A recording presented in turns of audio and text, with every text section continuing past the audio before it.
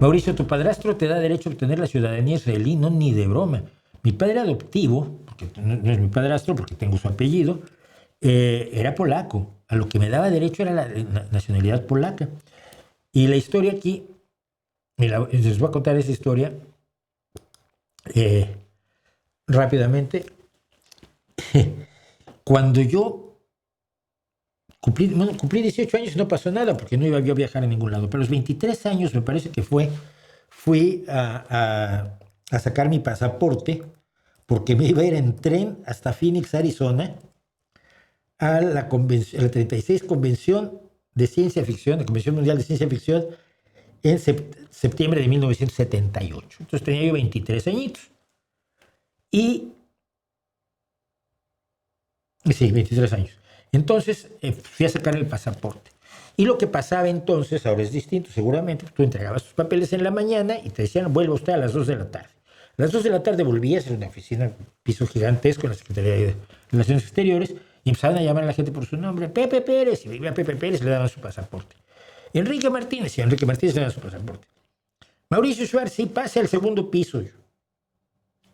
Ya yo he visto que 40 habían recogido su pasaporte. Pase al segundo piso. El segundo piso. Soy Mauricio Schwartz, ¿qué pasó? Es que usted tiene derecho a la nacionalidad polaca.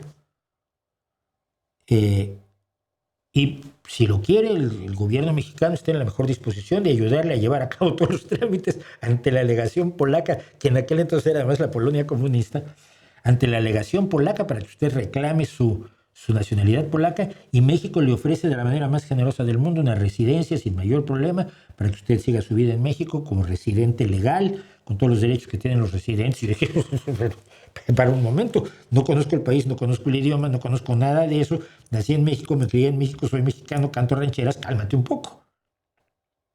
No, entonces usted renuncia a su nacionalidad polaca, porque no puedo renunciar a algo que nunca tuve, no me interesa.